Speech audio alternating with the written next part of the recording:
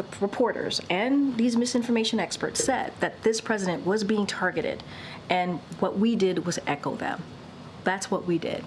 And look, we'll certainly continue to call that out. And the cheap fakes didn't come from me. I didn't coin that. I didn't come from this White House or this podium. That came from the media. They called it cheap fakes. And they said this president, President Biden, was being targeted on misinformation. It was purposefully being done to this president. And what we did is we echoed that. So I don't regret it at all.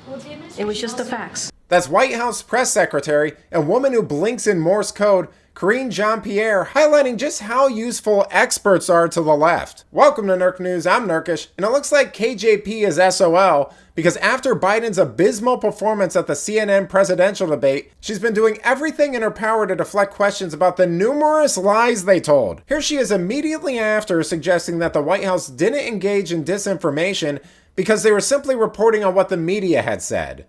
Use that sort of approach to counter the Wall Street Journal report, for instance, that interviewed 45 people over several months who criticized, the president's handling of himself in meetings, and broadly. Which approach? I'm not following. Talking about the president's age being a factor and a concern. How was cheap fakes?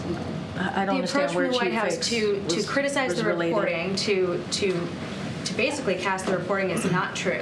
And broadly, this has been, the reason I ask is like the administration's response to our questions often seems to be, don't believe your lying eyes. The border is secure. Afghanistan withdrawal was a success. Inflation is transitory. So is that going to change? I mean, you just laid out, Jackie, a bunch of things. So just give me a second here. First of all, I think this is a give and take, right? Even in this briefing room, we go back and forth. I go back and forth with you, with your colleagues, with everyone here. And I think we have a right to say if something we don't think is true or something we think we want to push back on.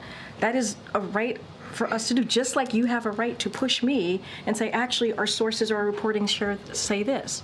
I think it's a give and take. This is what makes what we do in this room almost every day. This is an exercise of democracy. This is an exercise of freedom of the press. This is absolutely nuts. First, she said she wasn't lying about cheap fakes because she simply repeated what establishment media had said, so she's not to blame because those are considered facts. Then, when asked why that same standard wasn't applied to things like the Washington Post article about Biden's declining mental health, she either played stupid or legitimately didn't understand the question, which is a little concerning. Here she is gaslighting the same woman a few days later. To clarify Sungmin's question, sure. I mean, how is it that the president was still tired 12 days after returning from Europe, had a cold but then went to the Waffle House, and then the following day staged such a huge comeback that he gave those North Carolina remarks? Like, help us understand. Have you had a cold before? Of course I've had a cold before. So you probably, well, come on, Jackie. Let's be very, let's be. 12 days after he returned, though. But and you he also jet lag yesterday. Hold on a second. There's a cold, there's a jet lag. You combine that. He continues to work for the American people day in and day out around the clock. These happen. These Democrats We've who are all saying do they want that. to see him, But it speaks to that. But we didn't share that information ahead of time. You all asked what was going on, and then we shared that information. We didn't use that before the debate. You all asked, hey, is he under the weather? And we confirmed that he was under the weather.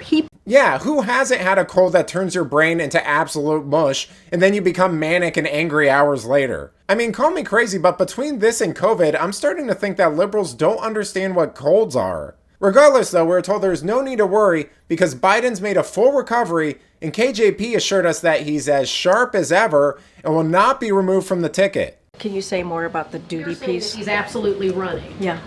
Well, he's saying that, and I'm sharing with you his view. And we would invite the president to come here and tell us that directly. Noted, Kelly. But he's awake. That's inappropriate. As you heard from your colleague, the president of the WHCA, that's inappropriate. Thank you, Kelly. He's as sharp as ever. He is as sharp as ever, as I have known him to be in my engagement and my experience with him. And I know when I walk into the Oval Office or see him on Air Force One, I have to be on top of my game. I do.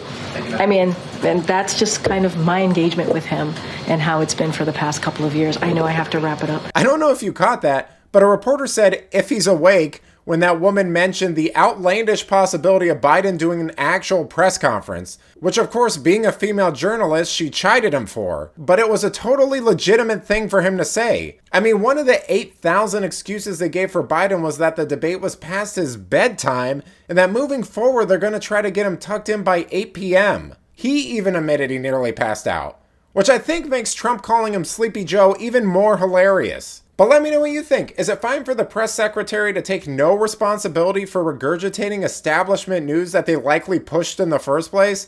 Let me know in the comments, and if you enjoyed this video, please give it a like and subscribe to the channel. This stuff really does help us out. Until then, this has been Nerk News. Thanks for watching. Bye!